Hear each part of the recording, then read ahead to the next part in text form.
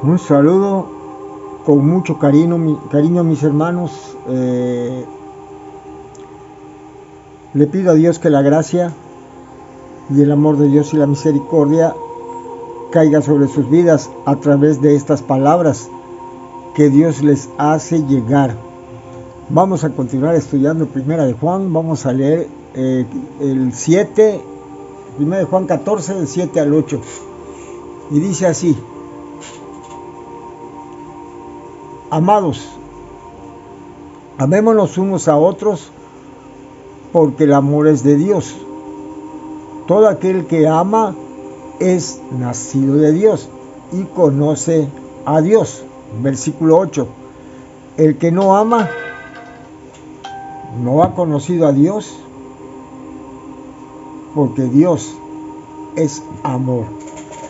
Y aquí tenemos unos pasajes que nos describe de manera perfecta la naturaleza de nuestro gran Dios, porque hay muchas especulaciones acerca de algunas enseñanzas y escuelas de teología donde dice que Dios no ama al mundo, que Dios solamente ama a los escogidos, pero y que aborrece o que odia a las otras personas. Es una gran mentira, porque ¿cómo pueden cohabitar juntos el amor y el odio? Eso haría a Dios a una persona como nosotros, porque nosotros podemos amar a alguien y podemos odiar a alguien. Nosotros como seres humanos, dentro de una naturaleza caída, tenemos esa problemática. Sin embargo, la Biblia dice que Dios es amor. Entonces, si Dios es amor, la naturaleza de Dios es amar. Entonces, Dios no puede aborrecer a nadie. Ni siquiera el diablo puede aborrecer, porque si Dios es amor, lo que fluye, lo que sale de su naturaleza es amar. Es desear el bien para todos. Es querer lo bueno para todas las personas. Aún así sean sus enemigas. Claro, es un atributo divino, amor, pero también hay otro que es justicia. Dios es justo. Entonces, entre estos dos atributos se forma la naturaleza divina. Entonces, como Dios es justo, Dios no puede pasar por alto el pecado del hombre, no puede pasar por alto lo que el hombre hace, la maldad del hombre. Él no tolera la maldad ni el pecado, pero eso no quiere decir que no lo ame. Es como que tú amas a tu hijo, pero está lleno de lodo. Y de esa manera te va a costar mucho trabajo venir a abrazarlo, lo vas a mandar a bañar. Y es lo que hace Dios. Agarra a sus hijos y los purifica con su palabra para después apapacharlo, enjuagar todas sus lágrimas. Pero definitivamente Dios es amor. ¿Sí? Vamos a ver aquí en el primer pasaje característico. Dice así: amados, amémonos unos a otros, ¿sí? Porque el amor es de Dios. O sea que si una persona no tiene a Dios, no puede amar. Todo aquel que ama es nacido de Dios y conoce a Dios. Entonces, definitivamente, nuestro Dios es un Dios de amor. Ninguna persona puede decir que ama a Dios si aborrece a su hermano. No se puede. Una persona que es de Dios y que ama a Dios tiene que amar todo lo que existe en este planeta, porque todo esto lo creó Dios. No estarás de acuerdo con algunas personas, no simpatizarás con lo que está haciendo, pero no puedes odiarlo, porque el odio, el resentimiento, la envidia, todos esos sentimientos negativos son contradictorios con el amor, no compaginan, no son compatibles. Así que si una persona ha nacido de nuevo, esa persona es porque conoce a Dios, esa persona ama, es uno de los frutos, es un fruto, es una propiedad del fruto del Espíritu Santo, porque no son los frutos, es el fruto del Espíritu Santo. El amor es una cualidad en la cual Dios desea lo mejor y está dispuesto a hacer cualquier inversión, a correr cualquier riesgo, porque esa persona tenga todas las cosas buenas, ¿verdad? Lo malo que le pasa al hombre no viene de Dios, viene del diablo. Ahora, Dios de repente tiene una voluntad permisiva como todos nosotros los seres humanos. Nosotros a veces aceptamos algo cuando no podemos cambiarlo, ¿verdad? Cuando tus hijos son grandes y tus hijos toman una decisión y tú no estás de acuerdo, no lo puedes cambiar. Entonces, ¿qué tienes que hacer? Tienes que permitir, tienes que pasar por alto lo que tu hijo está diciendo, aunque no estés de acuerdo. Entonces, Dios es permisivo, Dios está permisivo contra toda la maldad de este mundo, ¿verdad?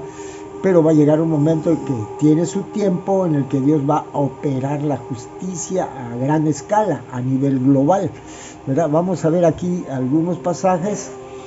Aquí, por ejemplo, tiene 1 de Juan 4, del 20 al 21, dice lo siguiente: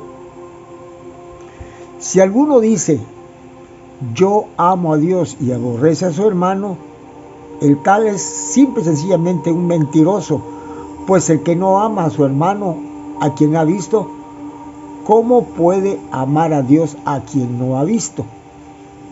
Y nosotros tenemos este mandamiento de él: el que ame a Dios, ame también a su hermano. Entonces no puede existir ese resentimiento, esa rencilla, esos celos, ¿verdad? No pueden existir dentro de una iglesia, o no deben de existir.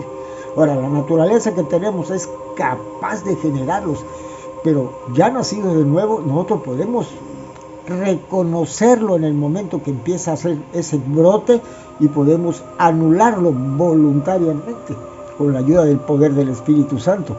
Tenemos acá 1 de Juan 2:10 que dice así: el que ama a su hermano permanece en la luz y en él no hay tropiezo. Perdón, hermanos.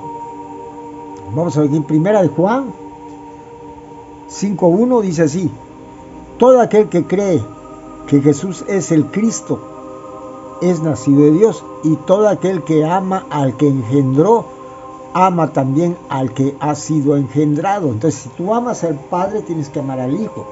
No puedes tú amar al Padre y rechazar al Hijo. La misma calidad de amor que le das al Padre, le das al Hijo. Entonces, el que ama al Hijo, ama al Padre, y el que ama al Padre, ama al Hijo. No hay otra cosa. Los judíos rechazaron a Jesús y rechazaron al Padre. Ellos nunca se dieron cuenta de ese detalle porque no conocieron esa naturaleza, ¿verdad?, preciosa de nuestro Salvador. Aquí, por ejemplo, en Deuteronomio 36,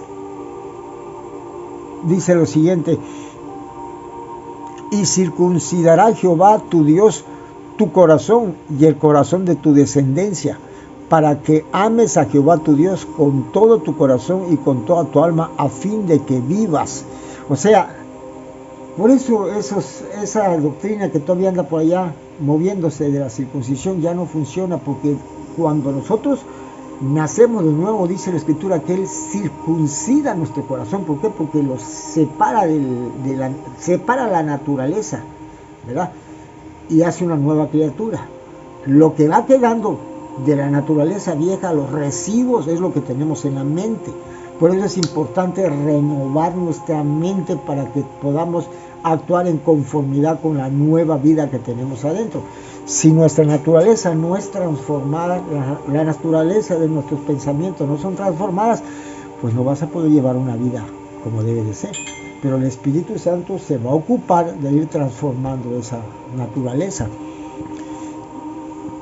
Dice acá en Gálatas 5:22, dice: mas el fruto del Espíritu es amor, gozo, paz, paciencia, benignidad, bondad, fe, mansedumbre y templanza. Entonces, estos nueve cualidades del fruto del Espíritu Santo es la que Dios nos comparte a nosotros, y tenemos el compromiso y la obligación de hacerlas desarrollar, que broten hasta convertirse en una personalidad con sus propias acciones, ¿verdad? Ok, pasamos al versículo 8.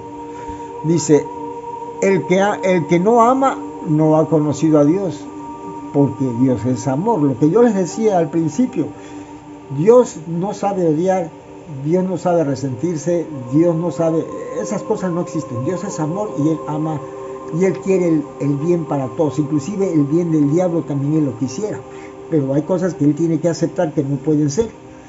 Dios tiene que reconocer Dios reconoce y acepta que el diablo nunca va a ser transformado, por lo tanto no lo puede aceptar, pero no porque lo odie. Sus seguidores, los ángeles caídos, también Dios respeta la decisión de ellos, así como la vida de los incrédulos. Dios ama a los incrédulos porque de tal manera amó Dios al mundo que ha dado a su Hijo unigénito. Entonces Dios es amor y Él ama a toda la humanidad, pero respeta la decisión que tomen los gentiles, toda la gente incrédula que tome. Al final de cuentas, simple y sencillamente ellos deciden irse al lago de fuego con el diablo. Es una decisión que Dios va a respetar. Quiero que entendamos esto, hermano, pero Dios no los manda. El ser humano solito escoge a dónde quiere pasar la eternidad, ¿verdad? Entonces, el Señor se va a llevar a los suyos, y a los que no son suyos, pues ahí se van a quedar. Por ejemplo, aquí tenemos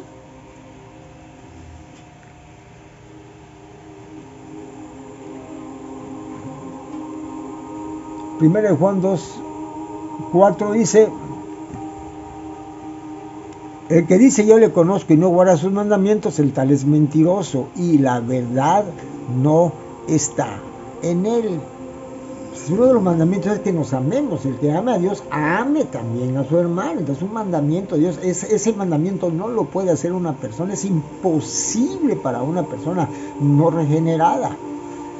No puede. El fruto del Espíritu Santo es el estándar de la naturaleza divina. No cualquiera lo puede traer. Solamente los escogidos son los que reciben al Espíritu Santo, y con él llega ese fruto. No hay otra forma de tenerlo. Tenemos aquí en Primera de Juan 3:6, dice así: todo aquel que permanece en él no peca o no puede practicar el pecado. No peca es un verbo que está en un presente continuo, en un presente perfecto. No peca. Entonces es un presente continuo, o sea, no puede practicar el pecado, no puede estar pecando. Todo aquel que practique el pecado no le ha visto ni le ha conocido, ¿sí? Todo el que practica el pecado, ¿sí? Esa es la persona que se vuelve incrédula, que decide dejar de escuchar la palabra porque no está creyendo. Mira, las personas que se van alejando y que se van enfriando son porque deciden no poner su corazón en cada palabra. Son decisiones personales de cada uno.